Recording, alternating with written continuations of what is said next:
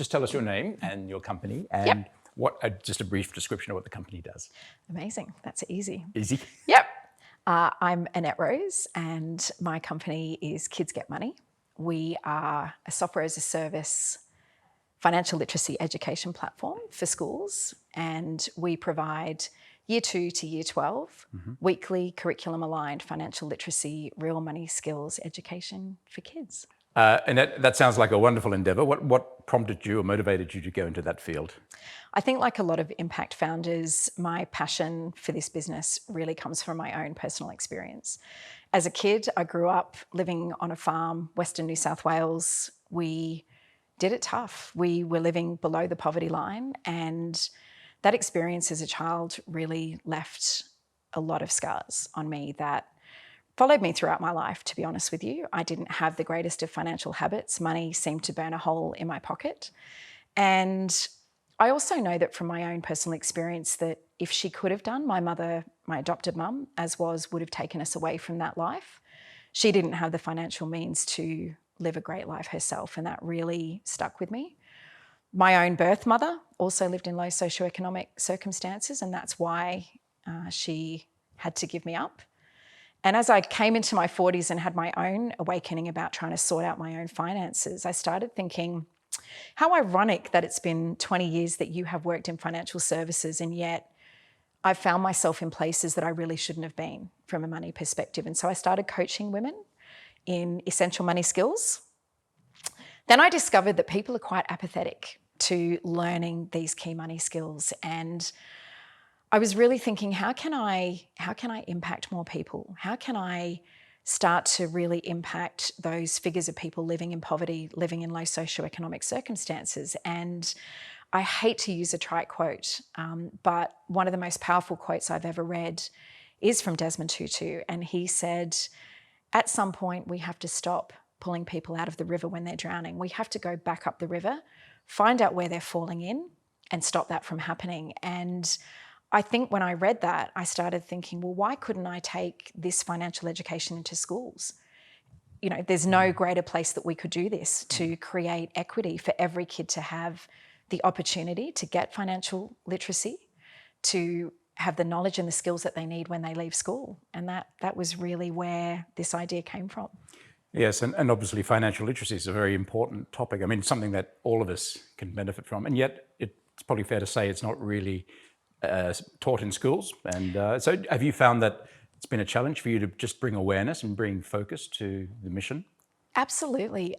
Look, in the schools that we are piloting with, they absolutely want to do more. They know that these are key skills. They know that the economic gap is widening. They know that young people are really struggling as money becomes more invisible, digital. Kids are really missing key concepts, but the struggle that we have is that it isn't given enough space in the curriculum. So whilst the schools want to do more, the teachers want to do more, we have to get some change in the Australian curriculum system to amplify financial literacy and to make it possible for schools and teachers to prioritise it.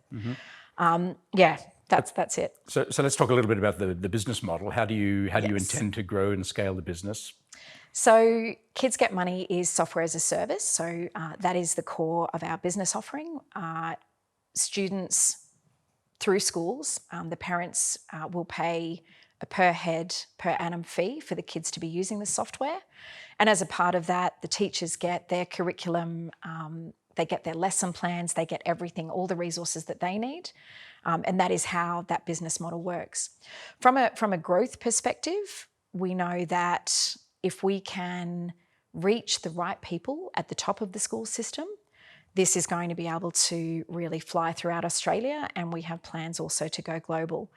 In Australia, poverty rates have been stuck at around 13% for the last 30 years. We definitely believe that education can be a game changer from a financial literacy perspective. In the UK, poverty rates are at 30%. It's astonishing. We're not saying that education can solve everything, but at the end of the day, I believe that it will be a very powerful weapon. So given the importance of this topic and just some of those poverty rates you talk about, Yep. How attractive or otherwise has the business been to the investment community? That's a very interesting question. So for me, we are having a lot of conversations with early stage investors, and what they are saying to me is, we love what you're doing. We really resonate with the mission. You are a very backable founder, but it is very hard to sell into schools. And so right now we are struggling.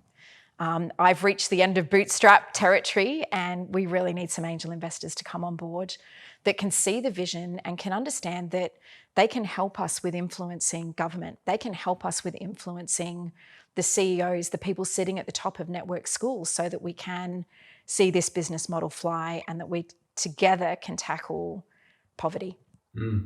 Have you had any interest from governments, local governments, and institutions that might be interested in this area? Yep. So we are talking to Minister Hutchins' office. So this is the Victorian Minister for Women and Minister for Education. They are very interested in what we're doing, and we are evolving conversations with them about how can we really get this brought out in the curriculum. Clearly no promises, because it's a tricky beast, working with a curriculum. With respect to schools, we're having a lot of success in conversations with schools individually, but as you can imagine, we need to get scale. We need to ramp that up and not be having one-to-one conversations. We need to be having one-to-many conversations. Yeah. Well, clearly the mission's a very important one, but I also sense there's been a lot of mental effort and time spent on your part, just going from the concept into where you are today and where you want to take it. Yeah. Can you talk a little bit about the journey that you've been on from a personal perspective in establishing your business? Yeah, definitely. So I actually had the idea for Kids Get Money in the middle of the pandemic. And then for one reason or another, my father passed away. We moved to Victoria. There was a lot of things going on. Start of 2022, Startup Shake-Up had been in my world, very firmly as a part of my corporate role. And when the incubator was coming up and I started thinking, I wonder if I could do this. Could I bring my idea into this incubator? And with the permission of my corporate job, permission and or blessing of my family, I undertook the incubator, and I can't even tell you how incredible that has been. So having the space, having the structure, the framework, the support, and then beyond that incubator, just knowing that we have been able to have the regional skills network available to us, marketing, storytelling, strategy, all of those things that I believe that if I was trying to do this on my own, the energy, the loneliness of trying to do this, I do believe that along with imposter syndrome, it would be very difficult. So yeah, I would definitely say Startup Shake-Up and that program has been instrumental. It's very interesting you mentioned the imposter syndrome there. There's a lot of people, I think, when they're looking to start a business, they maybe come up with a great idea at the kitchen table. Yes. And then they start to think, well, maybe I could make something out of this, maybe turn it into a business. But then they think, well, who am I to do this? What advice would you give to people watching that, maybe in that situation right now? Well, look, I guess I'm an impact founder. So something that really has always resonated with me is you have to find your why. Why are you doing this? And when you start to struggle with that imposter syndrome, that is what keeps me going. I know that when I get to have conversations like this, where I can talk to somebody about the mission and what I'm doing, that resonates really deeply with me. And I'm not going to give up. It is hard. There are days when I'm just thinking, you're nuts. What are you doing? Who are you to do this? This is crazy. And our family is making sacrifices, but you have to just keep digging deep and saying, why am I doing this? That's my advice. Because when you come to that, you know that you need to keep going. So resilience and persistence sounds like very key attributes. Absolutely. Grit is one of my favourite words. I don't know if you're familiar with the book. Angela Duckworth did a huge amount of research into this. Any of us can do the things that need to be done, but having that grit and perseverance and knowing that some days you go to bed and think, I don't even know why I'm doing this. And then tomorrow you're going to get up and you're going to dig deep and say, I need to do this. The world needs me to do this. And if not me, then who? That is really what keeps me going. You've got a very strong sense of mission that's coming Yes. across very strongly. Yes. Is that something you think every business owner needs if they're going to pursue something and have the energy to make it a reality? I don't see how I guess for me, my reflection would be, it would be very difficult.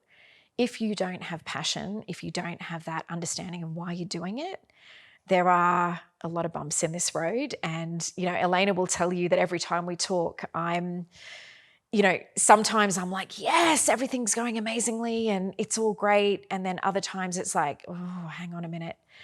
I just need to pause and figure out what's coming next. It does take investment, personal investment, not just money, but also, from you, your time, your family. And at the end of the day, as a founder, you're the person who's pushing this forwards. Nobody else is going to do that. So yeah, I do believe that it's essential. And you've been on the journey for quite a while now. So is the business and the concept where it's at today very different to where you started? Has it changed over the course of the journey? That's a really good question. I think it has changed in subtle ways and in ways that it needed to change. So going, again, as I said, going through that incubator really allowed me the time and the space to really focus in on who is my customer. I've had a lot of challenges from people saying, maybe your customer should actually be the parents, maybe your customer should be the families. And I just keep coming back and saying, no, I do firmly believe that the customer is the school, it's the teachers. But, there are other aspects where, I've thought about, originally I just thought it would be software for the children. I've expanded that offering now to be software for teachers and software for children. So I think that as you go through that development process, you need to remain open and allow things to emerge in the way that they need to. Well, again, I think it's a wonderful initiative and a very important one, particularly, when you're dealing with children and financial literacy, and you talked about the poverty rates in the world. So clearly there's a need for this kind of education. Absolutely. So we wish you every success in your endeavour. Amazing. And good luck with the investment community. We hope that they'll come through for you. Cross everything, yes. And I'm going to watch with interest as it grows. Amazing. Thank you so much. Great to meet you. Thank you.